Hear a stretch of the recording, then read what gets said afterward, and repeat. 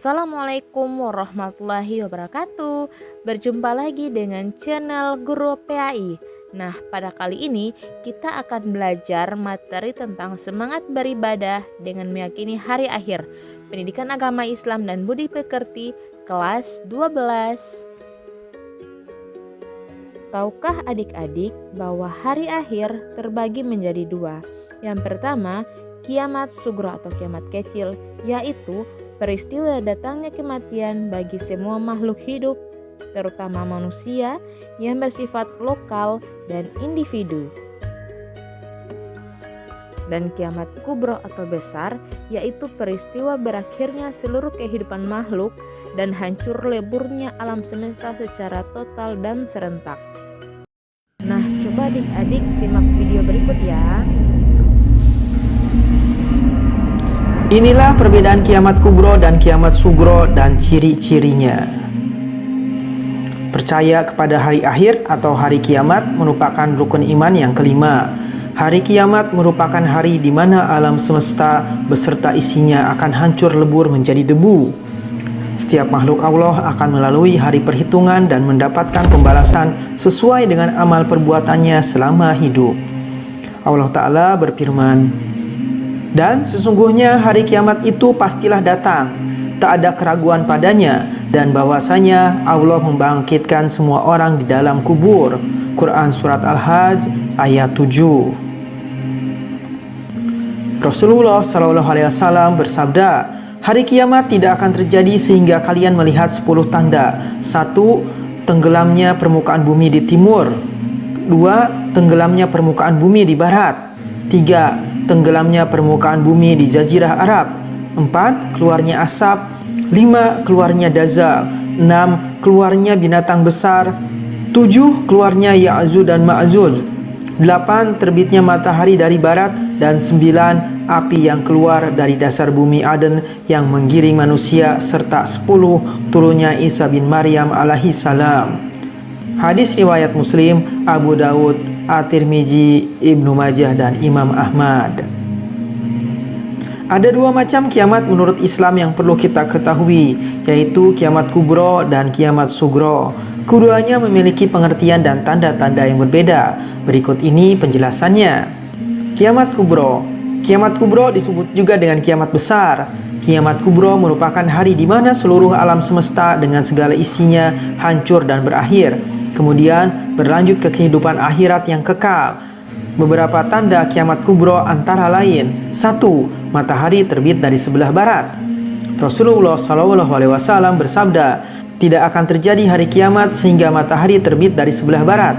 Maka apabila matahari terbit dari sebelah barat, lalu manusia pun akan beriman seluruhnya. Akan tetapi kelakuan yang demikian itu di saat tidak berguna lagi keimanan seseorang yang belum pernah beriman sebelum beriman setelah kejadian tersebut, atau memang berbuat kebaikan dengan keimanan yang sudah dimilikinya itu." Hadis riwayat Bukhari, Muslim, dan Abu Daud. Seperti yang kita ketahui bahwa matahari terbit dari arah timur. Ketika hari kiamat sudah dekat, salah satunya ditandai dengan terbitnya matahari dari sebelah barat. 2. Keluarnya dazal. 3. Munculnya binatang besar.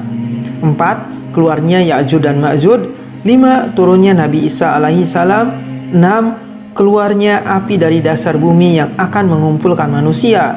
Dari Abu Hurairah, Nabi bersabda, "Kiamat tidak akan terjadi sampai keluar api di tanah Hijaz yang akan menerangi leher onta daerah Busro." Hadis riwayat Bukhari dan Muslim. Kiamat sugro. Kiamat sugro disebut juga dengan kiamat kecil. Kiamat sugro merupakan berakhirnya masa kehidupan dari sebagian makhluk di dunia ini, baik secara individu ataupun kelompok. Berikut ini beberapa tanda-tanda kiamat kecil yang perlu kita ketahui. 1. Meninggalnya seseorang, sebab yang bernyawa pasti akan mati. 2. Terjadinya bencana alam seperti banjir, tanah longsor, gunung meletus, gempa bumi, dan tsunami yang menimbulkan korban jiwa. Begitu dahsyatnya hari kiamat sehingga sangat penting bagi kita untuk tetap istiqomah dalam Islam dengan melaksanakan segala perintah Allah dan menjauhi segala larangannya.